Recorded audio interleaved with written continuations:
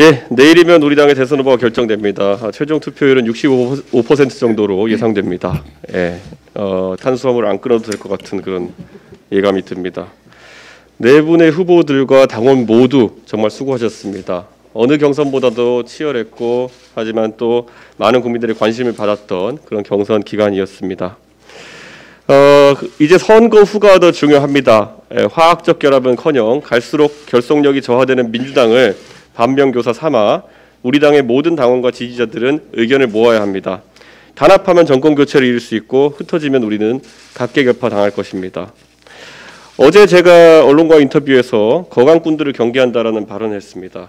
우리 당에 선출된 후보로 뭉쳐야 하는 시점에 초기에 정치공학을 앞세워서 거강꾼 행세를 하는 사람이 많아지면은 국민은 국민의힘이 정치 개혁이나 정책 메시지로 국민들에게 소구하는 것이 아니라 정치 공학에 의존한다는 인상을 받을 수 있습니다. 그렇기 때문에 우리의 정치 개혁에 대한 진정성이 의심받을 수 있습니다. 그렇기 때문에 꼭 우리 후보를 빛낼 수 있는 그런 일에 우리 당원과 지지자들은 주력해야 합니다. 타 당이나 후보와의 교섭은 후보와 지도부가 오롯이 담당하는 영역이고 여러 명의 거강꾼이 나선다고 해서 그런 교섭이 잘 진행되는 경우도 드뭅니다. 그리고 지난 서울시장 선거에 사례를 본다 하더라도 그런 섣부른 교섭이 오히려 일을 장기화시키고 그리고 사태를 나쁘게 만들 수도 있기 때문에 이번에는 우리 당원과 지지자들이 우리 후보를 신뢰하고 후보를 중심으로 뭉쳐서 후보가 많은 결정을 할 수 있도록 도와야 합니다.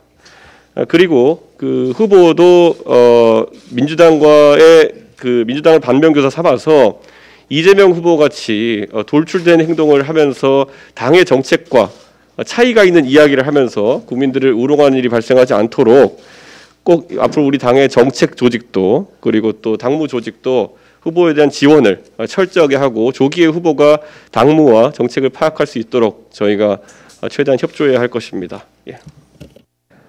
경선 과정이 날수로 따지면 그렇게 길지 않은데 저희가 이번 경선을 멋진 당원들과 국민들의 무대로 만들어드리겠다고 약속을 드렸는데 그동안 얼마나 만족을 하셨는지 참 걱정이 됩니다. 토론도 참 많이 했고요. 후보들의 모습을 가장 많이 볼 수 있었던 전례 없는 대선 경선전이었다고 생각을 합니다. 많은 우리 국민과 당원들께서는 이미 정권 교체를 향한 뜨거운 마음으로 단합해 있다라고 믿고 있습니다. 내일 후보가 선출이 되면 그때부터 우리는 또 새로운 대한민국, 새로운 정치를 위해서 모두 한 마음으로 힘을 합쳐주실 거라고 깊이 신뢰하고 있습니다. 민생 얘기 하나 말씀드리면요.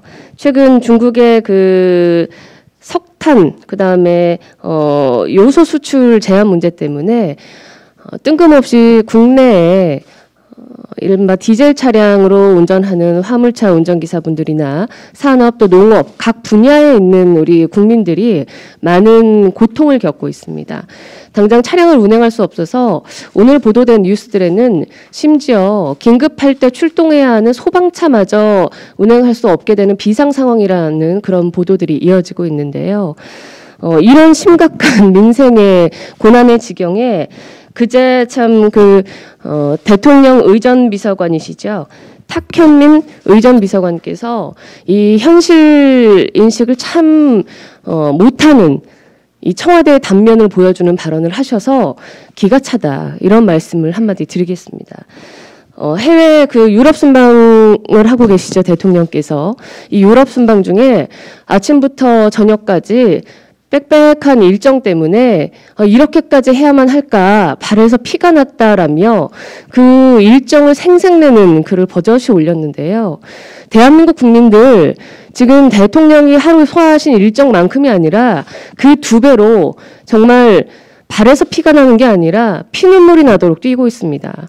이 코로나 위기 시국에서 얼마나 많은 국민들이 이 위기에 생존을 해보려고 근근히 버텨보려고 노력들을 하시는데 이런 천진난만한 말씀을 하시는지 정말 청와대 안에 마리 앙뚜아네트가 아닌가 하는 그런 한탄을 할 수밖에 없는 상황입니다. 지금 종전선언에 목을 매면서 유럽 전역을 순방하고 있으시다는데요. 국민들께서 어떤 생계의 곤란과 가족의 파괴, 그런 공포에 짓눌려 있으신지 빨리 인식하시고 국내에 들어오셔서 중국과의 관계, 또 외교적으로 이런 경제 유탄 맞는 일 없도록 대통령께서 조속한 조치를 먼저 하셔야 될 것 같습니다. 제발 문재인 정부 막바지지만 정신 좀 차리십시오. 오늘은 당내 문제를 좀 말씀드리겠습니다. 서초 갑 등 대선과 함께 치러지는 재보궐선거는 대선 승리를 위해 큰 틀의 전략적 차원의 고려가 있어야 합니다. 내일 국민의힘 대통령 후보가 선출됩니다. 재보궐선거 지역의 조직위원장 인선에 있어서는 내일 선출되는 국민의힘 대통령 후보의 의견을 배제한 채 졸속으로 결정해서는 안 됩니다.